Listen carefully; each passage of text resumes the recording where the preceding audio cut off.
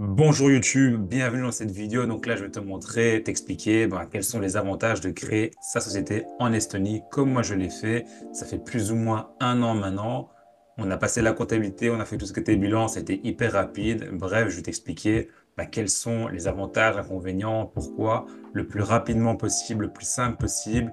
Je vais te montrer tous les liens, toutes les étapes pour que tu puisses comprendre dans quoi tu t'embarques. C'est archi simple. Et bref, donc ça, c'est le programme de cette vidéo. Pourquoi l'Estonie? Petite présentation rapide, bref, efficace. Pour qui? Les trois étapes et mon expérience 2023. Donc là, on est en février. Petit pouce bleu, première vidéo 2024. Et voilà, je vais essayer d'enchaîner un peu plus. Et bref, passons aux choses sérieuses. Alors, petit slide. Pourquoi l'Estonie? Bon, ben voilà, je me suis quand même documenté, j'ai fait tout ce qu'il fallait avant de me lancer. J'ai déjà été voir toutes les vidéos, Dubaï, Malte, etc. Bref, je vais d'abord t'expliquer pourquoi l'Estonie. Alors déjà, c'est le premier pays qui a donc créé ce qu'on appelle l'e-residency. Donc ça, c'est hyper important. Donc le fait d'être e-résident, ça veut dire que tu n'es pas présent physiquement. Tu n'as pas une adresse physique, tout ce que tu vas faire va être digital. Ça veut dire que tu vas pouvoir créer une société là-bas sans devoir y aller. La plupart des pays que j'ai dû regarder, comme Dubaï, Malte, etc., tu devais quand même être présent, tu devais quand même être présent sur le sol un minimum, etc. Non, j'ai jamais mis les pieds en Estonie. Tout s'est fait en ligne. Et tout est clair, tout est légal, il y a toute transparence. Voilà, il te faut un passeport, il te faut ta carte d'identité, tout ce qu'il faut, mais c'est pas que pour les Européens. Donc n'importe qui dans le monde entier peut être donc e-résident. Ok, je vais pas rentrer dans le sujet de pourquoi ne pas devenir résident principal. C'est peut-être intéressant pour ceux qui veulent être dans l'immobilier pour faire des grandes choses. Moi, j'habite à Lisbonne, je suis belge, donc je suis assez digital. Et donc, il me fallait un truc simple, efficace et légal pour que je puisse facturer le plus vite possible, sachant qu'en Belgique, c'est pas le plus intéressant. Ils ont des cotisations, etc. La France, bon, je suis pas français et pareil, c'est pas ce qu'il y a de plus fluide. Bref, donc voilà, je vais t'expliquer un peu les autres avantages. Alors, autre chose, Tallinn, donc la capitale, c'est là qu'il y a une plus grosse concentration donc, de licornes. Licorne, ça veut dire des grosses startups, grosses sociétés qui ont pété. Plus gros exemple, c'est Wise et Bolt. Je ne savais pas, je l'ai appris, donc forcément, ça m'a motivé. Donc ceux qui veulent lancer des applications, des machins, etc., il y a vraiment tout ce qu'il faut à Tallinn et en Estonie de manière générale. Il ne faut pas croire que c'est la Silicon Valley qui est le top du top. Rien à voir, loin de là. Loin de là. Bref, ça c'est pour le côté économique. Pour tout ce qui est taxes, c'est hyper rapide, donc ça se fait vraiment en 3 minutes. C'est mis sur leur petit calepin, mais c'est aussi vrai. Et 3 heures pour créer son entreprise en ligne avec son ordinateur. Pour le côté environnement, je rappelle, j'y habite pas, je vis pas, je connais pas le lifestyle, mais voilà, c'est 51% de forêt, les transports en commun sont gratuits, avoir un job, c'est super simple, je fais que répéter, expliquer ce qu'il est mis dans leur fascicule, et donc tout ça, c'est vérifiable parce qu'il y a des données, machin, etc. Et pour l'immobilier, j'ai vu que c'était hyper intéressant, tu peux vraiment devenir propriétaire et faire toute ta paperasse en ligne, j'ai regardé des vidéos, franchement, ça a l'air ouf pour l'immobilier, et bref. C'est un autre sujet. OK? Donc ça, c'est pour le côté estonien. Je vais te montrer tous les liens juste après. Alors, pour qui? Très simple, très efficace, c'est pour les entrepreneurs digitaux. Donc, je vais expliquer pourquoi, pour qui c'est pas intéressant, mais vraiment, c'est dans le digital. Voilà, simple, efficace. Si tu es dans l'e-commerce, agence marketing, projet d'application, voilà, SEO, enfin, tout ça, tout ce qui est digital, c'est vraiment parfait.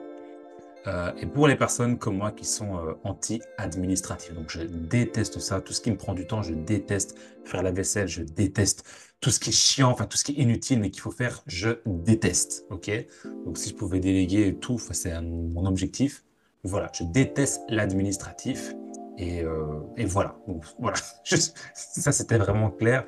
Pour Malte, j'ai été intéressé, mais il y avait plein de trucs à faire, 1 300 €, aller sur place et tout, enfin bref, une galère. Et moi, il fallait que je puisse facturer parce que j'ai quitté ma société en Belgique. Les cotisations, on n'en pouvait plus. Enfin, on se faisait allumer dans tous les sens. Et bref, moi, c'était le plus simple. Donc, pas d'administratif. Tout se fait en ligne. Et pour toute personne dans le monde entier. Donc, n'importe qui n'est pas européen, etc., pour autant que tu aies les papiers, une adresse, tu peux devenir e-résident. OK?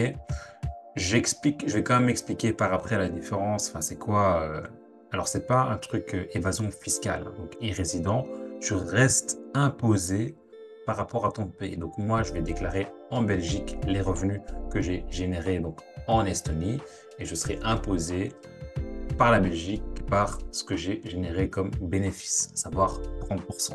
Ok? Donc, c'est pas une évasion fiscale, c'est pas un truc de ouf, mais voilà, ça permet de bénéficier des avantages de créer une société sans avoir les inconvénients chiants de ton pays. En l'occurrence, en Belgique, c'est les cotisations, tu vois.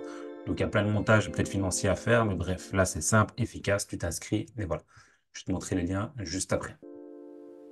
Alors, je vais te montrer maintenant les trois étapes hyper simples. Donc, la première chose, c'est de faire sa demande sur e-Residency, le site que je vais te montrer tout de suite. Ensuite, tu vas pouvoir récupérer ta carte. Donc, c'est une petite carte. Je ne vais pas la sortir, hein, je vais pas me faire allumer. Mais en gros, voilà, c'est vraiment c'est une carte comme ça, avec un petit truc USB, tu vois. Tac, tu la connectes à ton ordinateur, tu as un code PIN et tu fais tes signatures comme ça. Après, tu peux connecter à ton téléphone, machin, etc. Mais j'ai pas voulu, voilà, j'ai voulu rester en mode estonien. Et voilà, donc tu fais ta demande. Après 3 ou 4 semaines, tu vas récupérer ta carte à l'ambassade. Et ensuite, il te faut un prestataire, donc quelqu'un qui va vraiment s'occuper de ta comptabilité, pareil, en ligne. Et donc moi, j'ai choisi Xolo. Je vais t'expliquer pourquoi juste après. Alors, je te montre directement ces trois étapes-là. Donc, tu as le site officiel. Si tu tapes e-residency Estonie, tu vois, e-residency Estonie. Voilà, c'est le premier. Tu vois, simple, efficace. Ça t'explique comment faire, machin, machin. Donc, ça, c'est un peu ce que je viens de t'expliquer ici. How it works, tu vois, donc c'est ça. Become a e-resident. Là, il t'explique ce que je t'expliquais, machin, etc. Ça prend 3 à 8 semaines. Une fois que tu as ton truc là, tu vas faire les démarches en ligne. Et les démarches en ligne, c'est justement te connecter à un partenaire pour que lui, il s'occupe de toute la partie digitale, donc le fait de t'inscrire en tant que société, que tu sois affilié à quelqu'un, etc. Donc, une fois que tu es là, tu n'auras pas grand-chose à faire. Tu auras quand même à un moment donné où tu devras payer, hein, quand même. Donc, c'est 100 euros. Donc, ça, c'est pour avoir ta carte, etc. Pour commencer, tu vas déjà avoir une sorte de numéro et tu dois remplir quelques petits documents, dire c'est quoi ton projet, c'est quoi ta société, qui tu es, des trucs comme ça. Tu vas mettre une photo de toi, voilà, des trucs vraiment basiques. Et voilà. Ensuite, tu dois trouver un partenaire. Donc moi, je te recommande Zolo. Donc là, ici, on est dans mon dashboard. Là, il y a toutes mes... Est-ce que je peux montrer ça sans qu'on voit des clients? Alors hop, clique ici.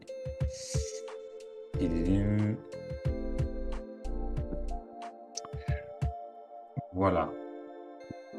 Donc là, c'est le dashboard, hein, je ne vais pas montrer income, etc. Donc, c'est ici que tout se passe. Donc, tu ajoutes tes factures, tu mets tes dépenses, tu connectes à Wise, donc tout est connecté. Donc, ils savent voir les transactions qui se passent sur ton compte. Du coup, il n'y a pas 40 000 questions. Dès que tu as une transaction qui rentre dans ton business, tu rajoutes ta facture, tu rajoutes tes frais comptables, machin. Donc, tout se passe là-dessus. Et quand il y a un problème, tu vois, tu as un petit truc ici. Là, c'est juste ma déclaration de 2023. Et là, il y a un document qui a été rejeté, mais il n'y a rien qui est mis.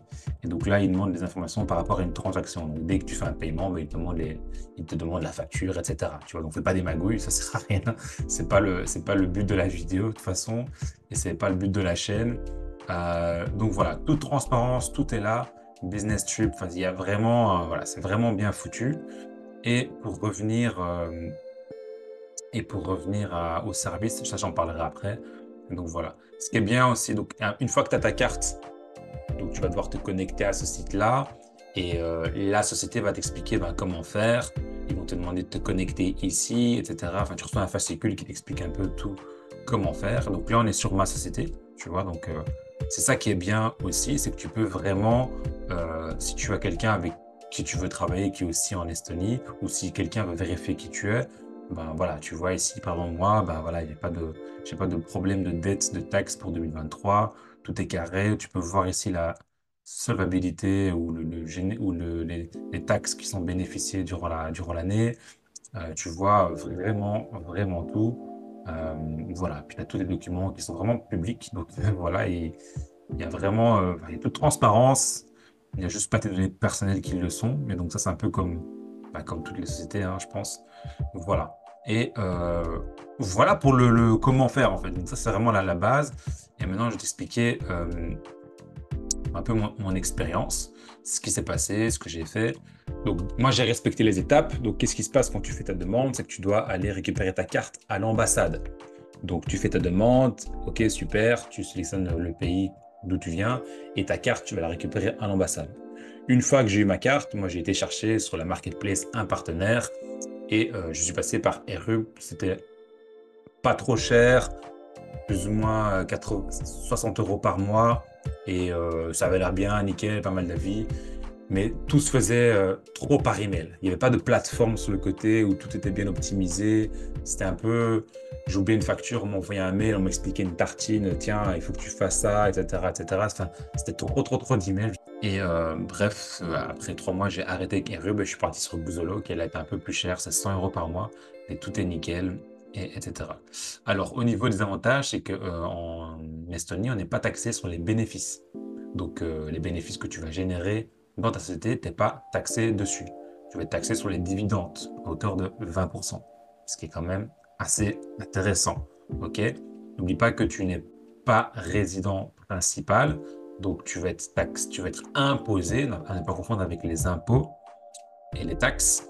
Tu vas être imposé par ton pays sur ton bénéfice, mais autant laisser les bénéfices dans la société pour continuer à faire du business, faire des frais, machin, etc. Donc, je vais pas te faire une vidéo sur la comptabilité, tu connais un peu le principe. Et voilà. Donc ça, simple, efficace. Donc faites bien attention aux impôts et taxes, c'est deux choses différentes.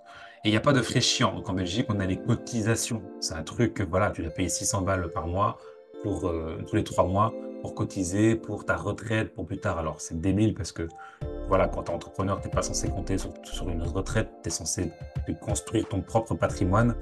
Donc j'ai toujours trouvé ces cotisations un peu débiles. Et après, tu as des trucs, enfin, je sais pas c'est quoi les autres pays, mais en gros, bah, en Belgique, tu as, ta société et tous les 3 mois, tu dois payer 600 balles, en plus de tous les frais de TVA, machin, etc. Donc bref. Aussi, ben, ils sont très fluides au niveau de la crypto, donc c'est possible de faire intégrer ça dans ton business. Il y a des conditions, des trucs, mais voilà, c'est ce qui est normal, la crypto pour l'Estonie. Et voilà. Alors, quelques points négatifs qui n'en sont pas vraiment, c'est qu'il y a certains secteurs qui sont wanted, donc qui rentreront pas. Donc, je prends les exemples exagérés, l'agricole, parce que c'est un peu l'actualité. Ben non, ça doit être vraiment des secteurs digitaux où que tu peux, euh, que eux puissent voir une traçabilité. Donc tout ce qui est cash, c'est un peu compliqué. Donc l'événementiel, c'est borderline. Pour un café, ben, bof, quoi, tu vois. Donc vraiment, tu as un projet digital, c'est bien. Donc c'est pour ça que je dis que c'est négatif, mais ça n'est pas vraiment un. Point négatif aussi, c'est si tu as besoin de conseils comptables, genre des magouilles ou des trucs, des bons plans, des choses comme ça. C'est peut-être pas forcément c'est pas comme avoir son comptable que tu peux appeler tac au tac. Tout se fait de manière digitale. Par contre, quand tu as une question, bah, ils te répondent. Donc ça, c'est assez cool. Donc d'ailleurs, je l'ai montré ici. Tu vois, j'ai montré un exemple concret. Donc quand j'ai une question, bah, tu vois, ils répondent vraiment des tartines, quoi. Tu vois, c'est des gros, c'est pas des robots, quoi. Ils prennent vraiment ton texte, tac, et ils mettent un slide en dessous et ils répondent. Ça, c'est vraiment cool. Donc, ils vont pas te conseiller sur, ah, tu devrais faire ça. Attention, il y a ci, fais ça. Non. Euh, Par contre, tu as une question, ils vont te répondre dans l'ordre de ce qu'il faut faire d'un point de vue comptable. Il ne va pas spécialement te donner des jeux comptables, etc. Ok, ce qui peut être négatif pour certaines personnes, c'est les emails. Moi, ça ne me dérange pas, mais il y a des gens qui aiment bien appeler, qui aiment bien faire chic, c'est possible. Pour Xolo, par exemple, si tu prends un plan, un tarif supplémentaire. Euh, voilà, donc c'était vraiment un peu tout ce qu'il faut savoir. J'ai certainement oublié les détails, donc le plus simple, c'est que tu mets un commentaire, je répondrai. Si tu as des questions peut-être plus profondes, ben, tu m'envoies un DM. Si je peux aider, ben voilà, c'est toujours des questions hyper importantes avant de se lancer. Et, euh, et moi, je compte bien rester donc avec ma société comme ça. Je suis pas encore en train de brasser des millions, donc j'ai pas besoin d'avoir 0% de taxes. Pour l'instant, ben voilà, ça fait partie du jeu, je pense. Et c'est simple, efficace. En tout cas, c'est très bien à mon échelle. Voilà, donc si tu trouves mieux, ben, explique-moi pourquoi. Si tu as des meilleures idées, explique-moi. Je suis toujours curieux d'apprendre. Et, euh, et si tu rejoins, ben, je serais ravi de t'avoir aidé. Bonne chance pour cette année. Bosse bien, travaille bien, va faire du sport, sois gentil et bois de l'eau. Ciao!